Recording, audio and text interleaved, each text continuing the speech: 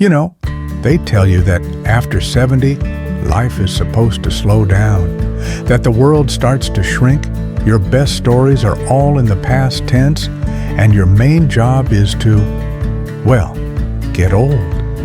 And for a while, I kind of bought into it. I'd wake up most mornings with that familiar roll call of aches and a quiet sense of just letting go. My world did feel like it was getting smaller. But then, one afternoon, I was wrestling with a ridiculously stubborn jar of pickles, and it hit me. It wasn't some lightning bolt moment, just a frustrating, profound realization. I wasn't old. I was just out of practice. That silly jar was my wake-up call. I decided right then that my 70s weren't going to be an epilogue. They would be a brand new chapter. And it all started with 7 small intentional changes that, honestly, changed everything. Hello again, dear senior friends, and welcome to this channel, Gray Hair, Golden Words. Today, I want to speak heart to heart about something close to all of us, living well after 70.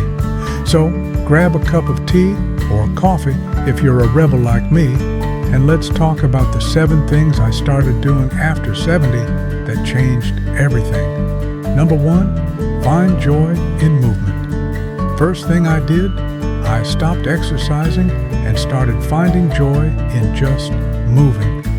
The idea of a formal workout felt like a total chore. Instead, I just started paying attention to moving my body in ways that felt good.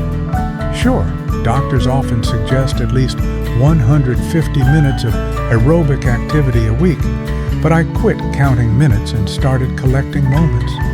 A brisk walk in the park, feeling the sun on my face, a little dancing in my kitchen while the coffee brews, some light gardening. It's about celebrating what your body can do, not punishing it for what it can't.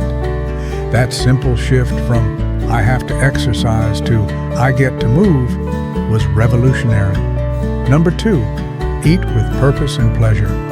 Second, I completely changed how I thought about food. Like a lot of folks my age, my sense of hunger and thirst had started to fade a bit. So, I started eating on a more regular schedule, turning my meals into small, pleasant rituals.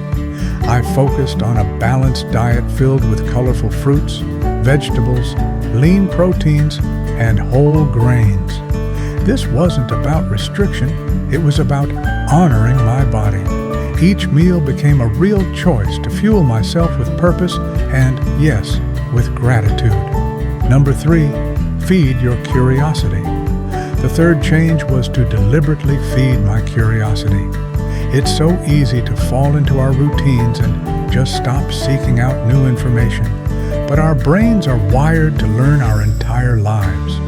So, I started learning to play the ukulele by watching videos online. I began picking up non-fiction books on topics I knew absolutely nothing about. This habit of lifelong learning keeps your mind feeling flexible and young. It's a powerful reminder that we're never too old to be a beginner at something. Number 4, actively cultivate connection. Fourth, I became an active cultivator of my relationships.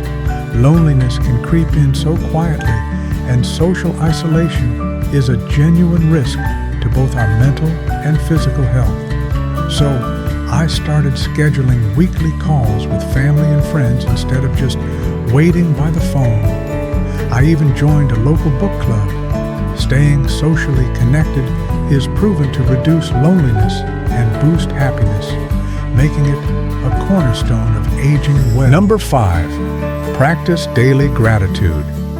Number 5 was deceptively simple, but it had a huge impact on my outlook. I started a little 2-minute gratitude practice. Every single morning before I even get out of bed, I think of 3 specific things I'm grateful for. It might be the comfort of my bed, a funny memory that popped into my head, or the bird singing right outside my window.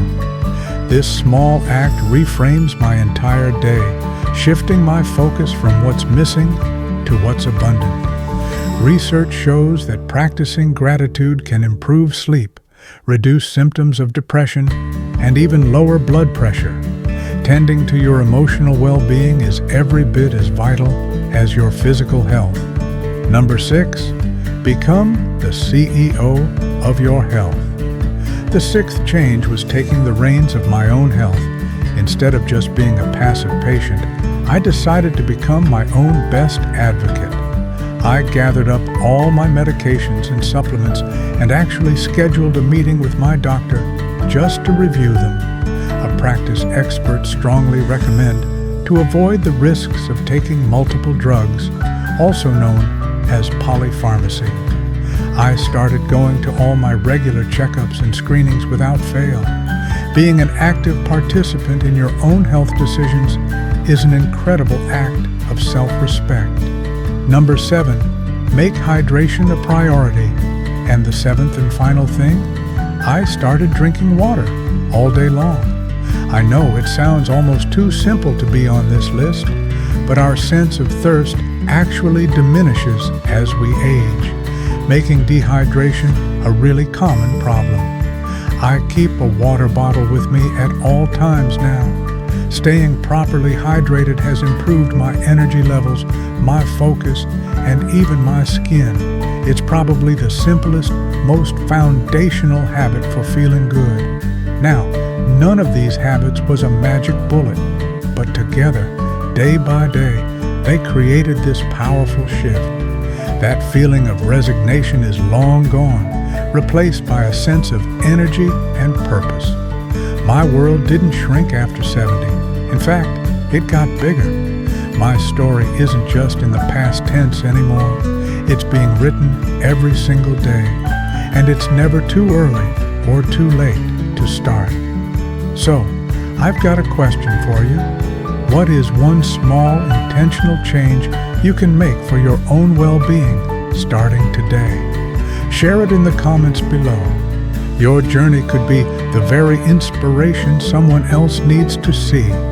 And if this story resonated with you, please give it a like and subscribe for more conversations about living fully at every age. Remember, it's not about living longer.